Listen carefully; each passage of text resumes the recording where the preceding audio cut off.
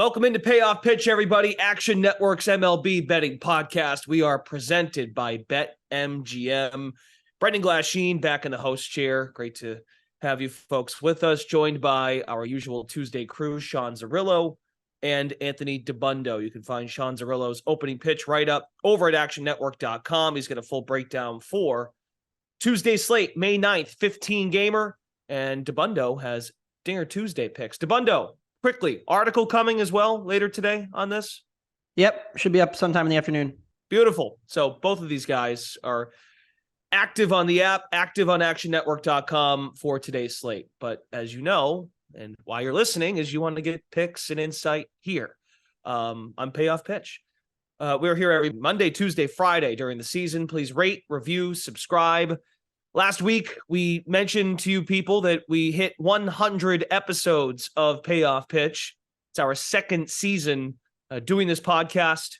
This year, it's really taken off, so we appreciate those of you that have tuned in and have been loyal to the show. We're celebrating with a giveaway. If you leave a 5-star rating and review and tell us why you like the show and who your favorite analyst is, host, producer, also works too. David, behind the scenes, does a great job, gets us up every show. Do that, and then later this month we'll pick a few winners, and you get to choose either an item from the Action Network merch site or get a 1-year pro subscription of the award-winning Action Network app.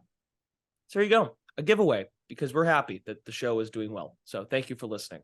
Okay, on to the slate. 15-gamer. Zerillo, a lot to unpack here.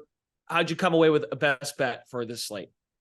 Well, I placed 9 bets last night, and only 3 of them are still in range, which is an encouraging sign in terms of our CLV, but it did make it more difficult to pick a best bet. Anthony and I will talk about underdogs in a little bit, but in terms of my favorite bet for this slate, it is going to come in a game where we're looking at an underdog. That is the Mets and the Reds. I like the first 5 over 5 here all the way up to minus 130. There's still some minus 115s out there. I bet a minus 110 last night.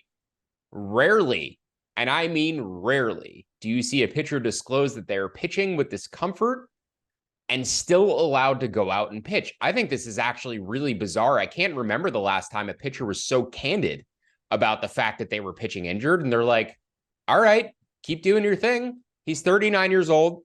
But if you go back to 2019, Game 5 of the World Series, this is when the injuries really started popping up for Scherzer. Tried to get through that World Series run through a lot of extra mileage. Same thing happened with Strasburg, Patrick Corbin. We've seen significant declines from them since that World Series run. Just a lot of innings, and they were pitching all of them every 3 days. Woke up with the dead arm before Game 5 of the World Series, got a cortisone shot, and that's the kind of thing that is going to give you temporary relief, but eventually down the line lead to bigger issues. So the following season, he got a respite because they only had 12 starts, pandemic-shortened season, kind of saved his arm. But by the end of the 2021 season, when he got traded to the Dodgers, he couldn't make his starts of the World Series because he was dealing with back stiffness. Then the Mets signed him. He was injured throughout much of the year last year, reduced effectiveness, strikeout rate, velocity continuing to dip. And now this year, without having the benefit of that added rest, he is falling apart. And I don't think he would be in the rotation if Verlander wasn't injured, if Jose Quintana wasn't injured to start the year. So this is trending extremely poorly for Max Scherzer. The velocity is down. The command is awful. His expected ERA is north of 5.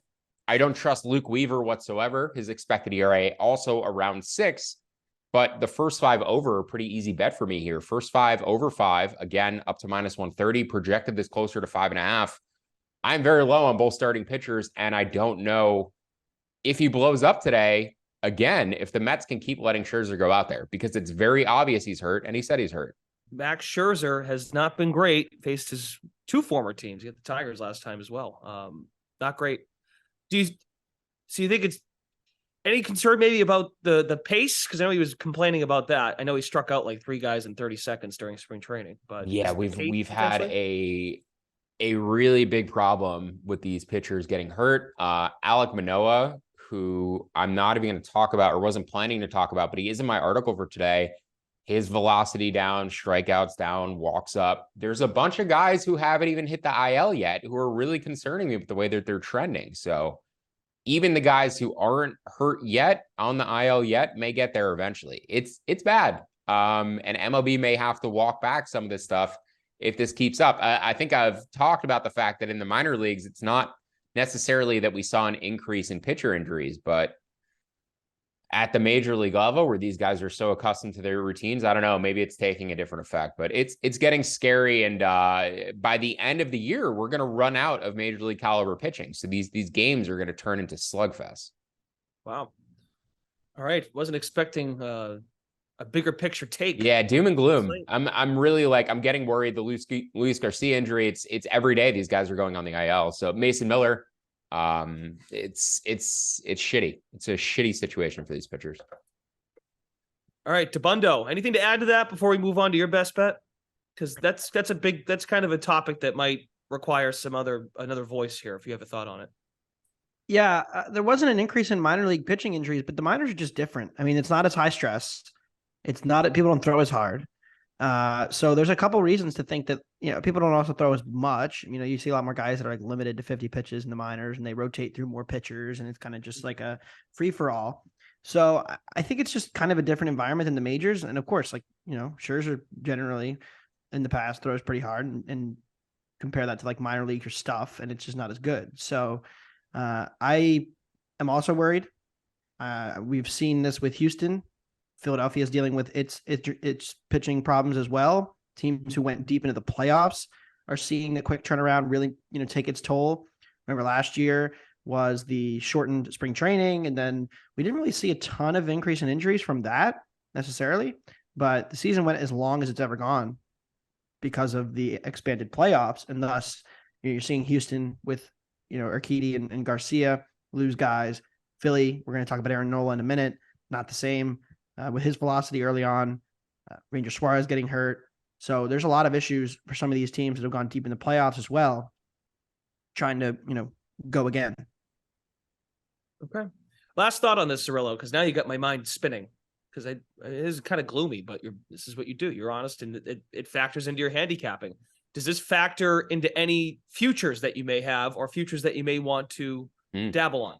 Yeah, I was actually thinking about Mets to miss the playoffs today. With the way the pitching is trending, Verlander likely to get hurt again at some point. They just don't have the pitching depth to give me hope that they're going to be a very confident playoff caliber team. The safety that they had in making the wild card last year because they built up that lead before they collapsed down the stretch was built in. They don't have the benefit of that safety this year, especially with teams like the Diamondbacks playing well. 3 teams playing well in the NL West, the Brewers playing well, Pirates playing well in the NL Central. But I'm starting to think that one of the Mets or Phillies is going to get left out of the playoffs. And I think the Phillies are trending healthier than the Mets are. So yeah, I'm starting to dabble with some thoughts of Mets to miss the playoffs or Phillies to make the playoffs, something like that, parlaying those two together maybe where you can. I don't know if a book will let you make a correlated parlay like that, but that's where my mind would be heading is Mets in or Mets out, Phillies in. Okay. All right. Very good. I actually bet the Mets to miss the playoffs and the Yankees to miss the playoffs last week. Yep. Okay. I'm not. Go ahead. Whoever. Well, the Mets were 3-1. The Yankees were 2-1. Okay. I think that there's downside risk on both teams. Yankees dealing with some bullpen issues. Don't really have a set closer. Mets similar problem with their bullpen depth. I think it's a little bit lackluster. Like David Robertson's been good, but he is much older, has had a lot of injury issues in the past, and hit a bit of a wall last year after getting traded to Philly. I think there's a risk that by the summer months there's problems there, and I don't know if the Mets are going to make big bullpen moves to try to shore themselves up. What's the big move the Mets make at the deadline here? It's for starting pitching, but think about all the teams that are going to be looking in that market for starting pitching. I mean, everybody needs it right now. Even a team like the Dodgers going to need starting pitching. The Mets, the Phillies could use another starter in the National League alone, and the Cardinals, of course. So you're looking at a lot of these teams are all going to need the same thing. Are the Mets going to really go all in here in this season, or is it going to be like an off-season play for Cohen? I think it's more likely that it's the off-season if they're hovering around 500. And they're not going to mortgage their future for this season, given that they're not going to have anybody healthy in the playoffs. As a fan, I would like to see them keep their prospects. I don't want Mauricio, Beatty, Alvarez, any of these guys going. These are the future of the organization. So I would be furious as a fan if they traded any of those guys, especially for a pitching rental. Just spend $500 million on Ohtani this offseason and we'll all be happy. Okay. Crucial trip. They're going on a 7-game trip, Cincinnati and Washington, 3 and then 4. And maybe these are get right spots if you want a positive take on the Mets. If you want to, because then they got Tampa after that. So good luck there. Okay. Well, hey, at least we got some futures outlook on some teams there. And DeBundo said he got 3-1. I just tried to find it. I couldn't find a market for miss or make playoffs. So take a look around, everybody. But worth maybe a look at the Mets and maybe the Phillies to get in as a result of that. DeBundo, let's move it along here. Your best bet. Yeah, it's going to be the Minnesota Twins -112 against the San Diego Padres. I feel like I've talked about Michael Wacha repeatedly over and over again and written about him. And I think he's had a lot of Tuesday starts. So this is kind of how it's worked in the rotation. But same problems for Wacha that I've felt about him coming into the season and still feel about him, with the fastball just not being very good. And a significantly worse pitcher at this point in his career than Louis Varland. Now, Varland has a 5.42 xERA. If you look at that on the face value, you would say, oh, that's not very good. Why are we betting on Louis Varland? But I think there's a lot of noise in the numbers. He's given up 4 barrels and 30 batted balls, which is not good. But he's only pitched 10 innings this year. And in those 10 innings, he has elite numbers: 29.8% strikeout rate, 6.4% walk rate. That's the 14th best amongst pitchers with at least 10 innings pitched amongst starters. And Joe Ryan, teammate who I just bet for the Cy Young last week, is right above him at 13th. So that just shows you the peripherals from Varland. The Stuff Plus loves Louis.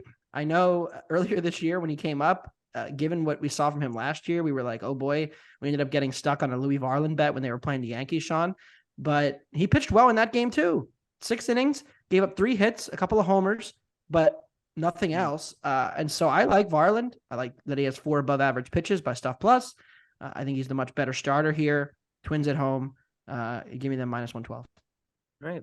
4 home runs in his 2 appearances, 1 in April. And that's super noisy to me. I really don't, he played the Yankees, gave up a couple. They're there. I'm just saying, like, don't jump at me. I'm just telling. No, it's not you. It's just that, you can look at the xERA and the hard hit rates and the stuff, and it's like not great. I mean, his expected slugging is in the 15th percentile according to Baseball Savant, but like strikeout minus walk is more predictive in small samples, and he's been elite whiff rates, elite generating swings and misses and chases out of the zone. So I like him.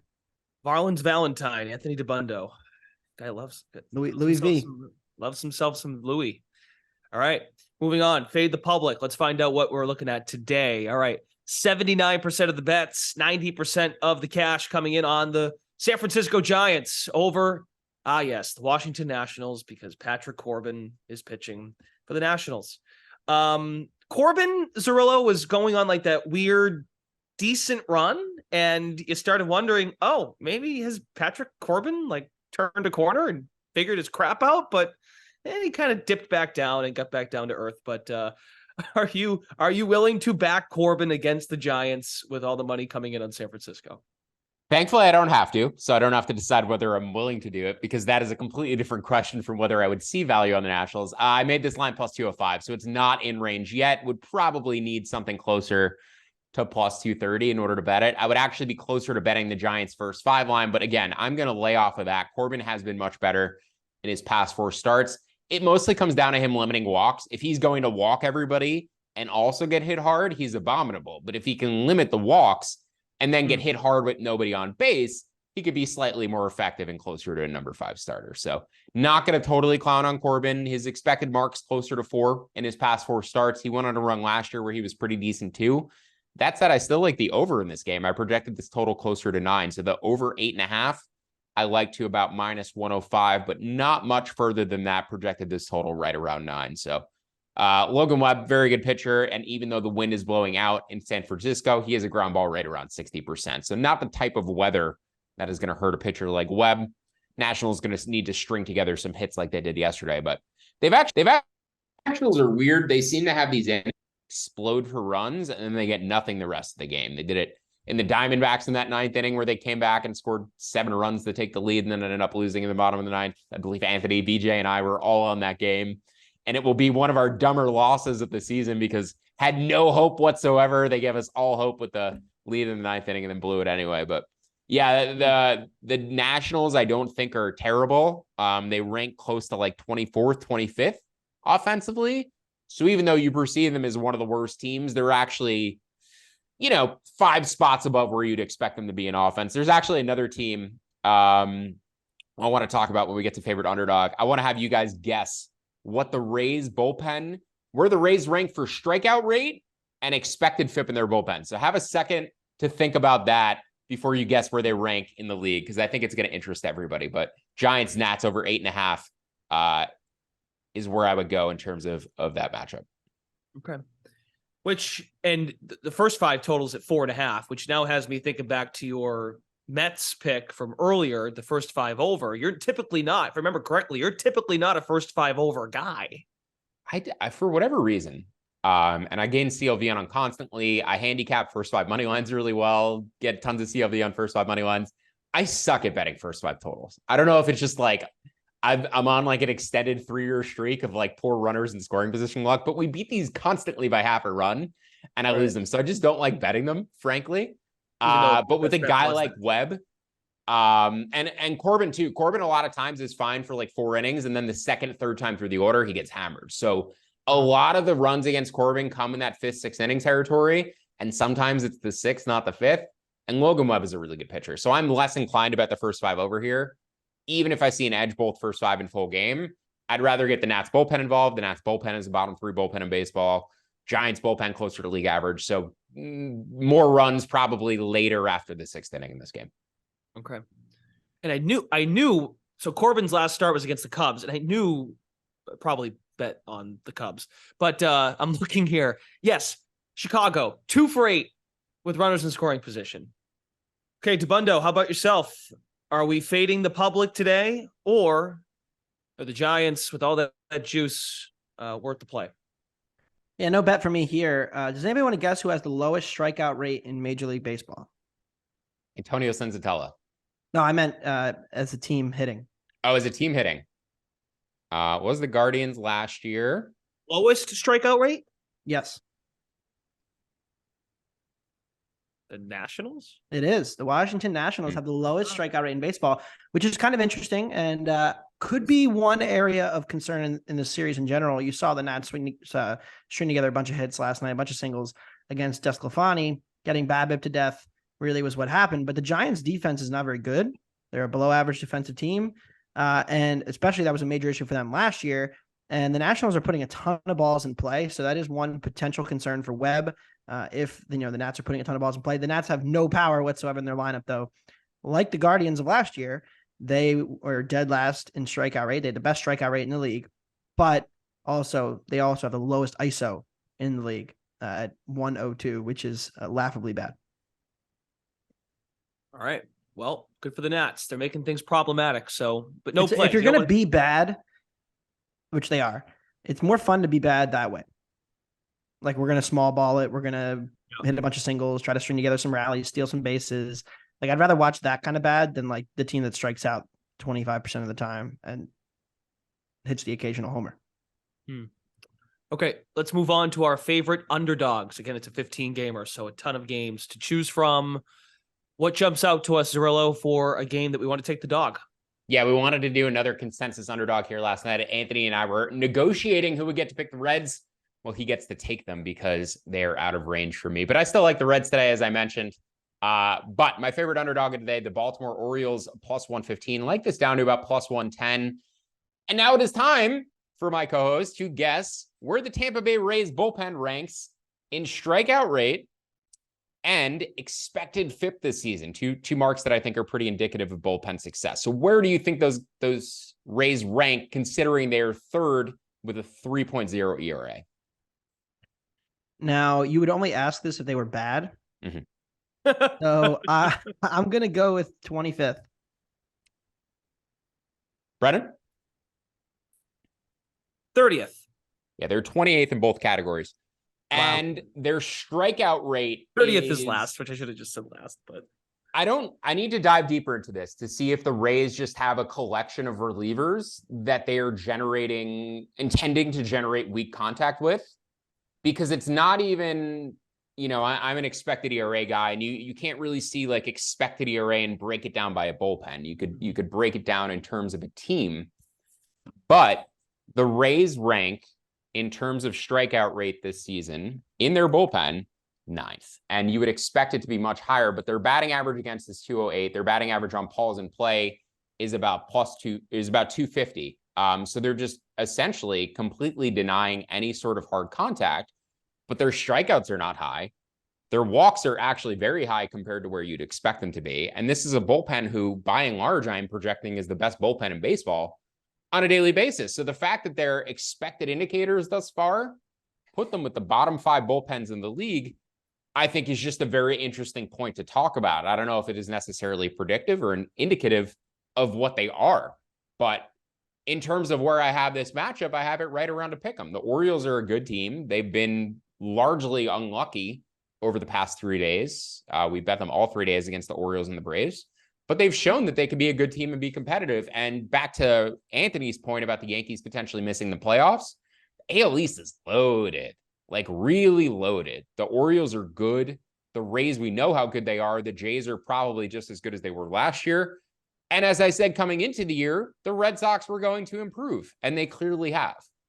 So where does that leave a team like the Yankees when 4 teams around them in the division are all getting better? Definitely potentially on the outside looking in at the end of the season. I don't think the sky is falling as much in the Bronx as it should be in Queens, given all the pitching injuries for the Mets, even though the Yankees are dealing with pitching injuries too. But yeah, the Orioles plus 115, I think, are a fine bet here. I make them a pick 'em price in this game. So even though Grayson Rodriguez has struggled a little bit, Zach Eflin's been good. I don't know if that Rays bullpen is quite as effective as they've been so far this year.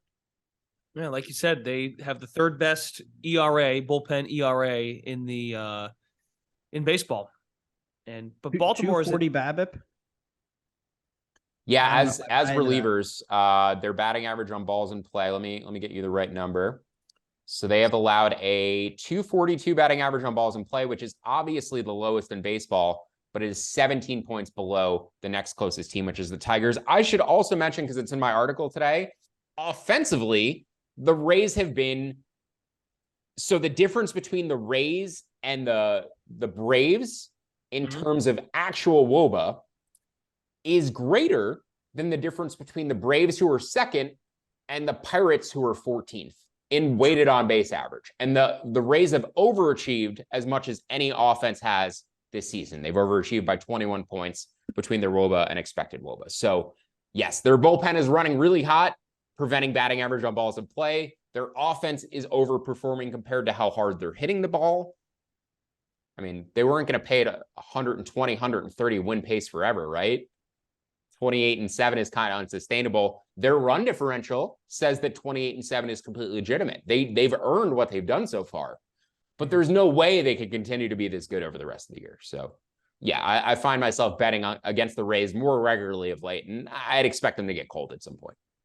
The Rays are top 7 in strand rate in the bullpen too. That's impossible with a strikeout rate that low. They must be, I mean, they must have some sort of weak contact thing. I'm actually misquoted their strikeout rate before. So they're 20th in strikeout rate. But I said a higher number before. So their strikeout minus walk rate, again, like another metric I think is a leading indicator. They're also 28th in there. So their walks are not particularly low compared to their strikeouts. Their advanced metrics are bad. They're down there with the Nationals. The Brewers have actually performed pretty poorly in the bullpen. So yeah, it's strange to see a team doing this well with metrics that bad. All right, we can Are talk they the Bruins too. Are they the Bruins? They are 1st in Stuff Plus among starters, 111. They are in the bottom 8 in Stuff Plus amongst relievers, below average. So I just don't think the stuff is that good. It's interesting. And we know Stuff Plus doesn't capture cutters like particularly accurately, right? Isn't that true? Yeah, cutters, BABIP, yeah.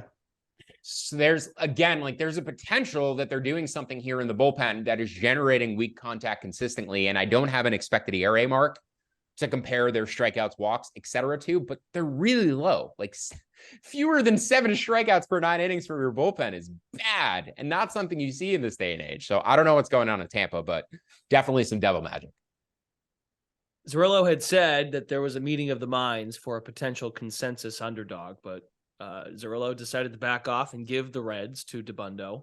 Numbers coming down to Bundo. It's plus 155 now. Reds money line against the Mets over at BetMGM. So do you have a price where you cut yourself off if you want to take Cincinnati? I think we don't know what the floor is on Max Scherzer.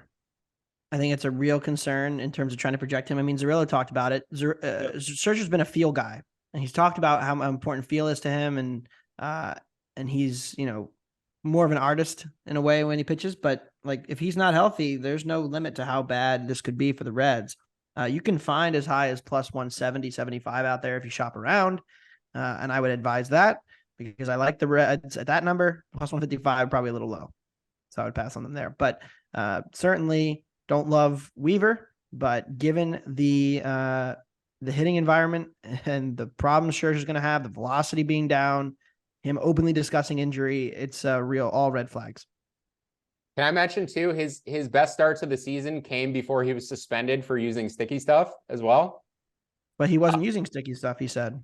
I mean, regardless of the fact, he can't use it now. So if you want to say he was using sticky stuff during his third and fourth start of the season when he actually pitched well, it lends even more credence to we don't know how low this floor is because, I mean, he could give up 10 runs in the first inning. He could, I mean, listen, still Max Scherzer, Bulldog. If he goes out and strikes out 10 still guys the Reds tonight, too. Are we going to be shocked? Like, it's still Max Scherzer, right? This guy pitched 117 pitches and struck out 10 Phillies a day after breaking his nose 2 years ago. He's crazy. But yeah, I mean, this is Anthony, like, do you ever remember a pitcher being like, oh, I'm hurt, but I'm still going to pitch? This is weird. Usually it's the opposite. Pitchers usually whine and then get out Cut of him down for 2 months. Yeah. Or they're hiding an injury, you know, they don't say anything and they're clearly injured and pitching through it, which is what he's been doing. But now he says he's hurt. So take it for what you will. He's a maniac, but we love him for it. But then you don't love him for it if he doesn't give your team a great chance to win. Swinging strike rate 13%. That is the lowest he's had since 2014 in Detroit. Yeah, and his fastball velocity is dipped below average now. Like it's all trending in the wrong direction. But again, all very likely injury related. And if he had 2 months off to recover, maybe he gets back to full peak. But he's not taking the time right now. Oh, I mean, reading some of the quote, and this is the last I'll say because I know we got to move on here. This I was not expecting this today. The quote from Scherzer: "Just don't break. I'm trying like hell not to join the IL. I'm fighting through this and doing everything I can. This is the big leagues, and no one cares if you're hurt. You've got to go out there and perform. So I get it. Just don't break." Oh boy. Good luck to the Mets medical staff. Okay, moving on. We still got to get to Dinger Tuesday. So let's get the final bets that you guys have. Zerillo's got one more, and then DeBundo's got a couple. We'll get DeBundo's Dinger Tuesday picks as well. Go ahead, guys. Well, I've already talked about the Giants and Nats over. That is my final bet showing value. So I just want to talk about the Mets playoff odds real quick. Fangraphs has them making the playoffs 60% of the time, implying that their odds to miss the playoffs should be about plus 155. There's a couple books out there that have the Mets to miss the playoffs at plus 210, which would make it an actionable bet. However, Pacoda has the Mets making the playoffs still around 85% of the time. So they would recommend passing on that bet. I need to see where I project them out the rest of the way before I fire. But I would say based on that Fangraphs projection, there's a decent chance there's value on the Mets to miss the playoffs at around plus 210. Didn't Pacoda have the Mets better than the Braves? Yeah, that's been the case for the past couple seasons. Where the AL East, the NL East, one projection had the Rays better or the Jays better than the Yankees bowl seasons. One projection had the Braves better than the Mets. The other had the Mets better than the Braves bowl season. So yeah, it depends which site you prefer. And then honestly, for me, like sometimes my projections with one of the teams aligns more closely with one than the other. So all depends on what data we're pulling in, but would want to run my own numbers before I actually bet that. I mean, Zerillo, it's all opening up, right? If the Phillies, this helps DeBundo too. It doesn't help the Phillies under, which I do like to bring up from time to time. Yeah. But the Phillies. Okay. Well, thank you for saying that. I hope you're right. It is. The Phillies make a run, and then here come the Arizona Diamondbacks. They'll take up another wild card spot. See you later, Mets. So then the Diamondbacks make the playoffs. It's all shaping up. And I still think like the Cubs are not terrible. They're gonna win the Central. Well, what I'm getting at is where the wild card. So if the Mets aren't going to get in, who are the teams that will get in? Follow? So yeah, it would have to be 3 NL West and 2 NL Central. But we said pretty confidently, or at least I did confidently coming into the year, I thought the Central divisions in either league were more likely to get one team each. I think the NL Central, as the Mets continue to fall off, are increasing their chances. So, all right, Tabundo. Thanks for reassuring me about the Phillies total. Now you can give us your final bets and your Dinger Tuesday pick.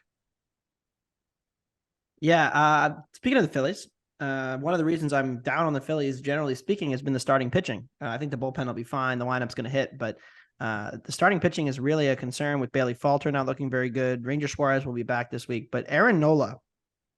Look, I'm the biggest Aaron Nola fan at the company, biggest Aaron Nola fan you may find out there. I've bet on him routinely over the last few years, and as he's grown as a pitcher, improved his peripherals and whatnot.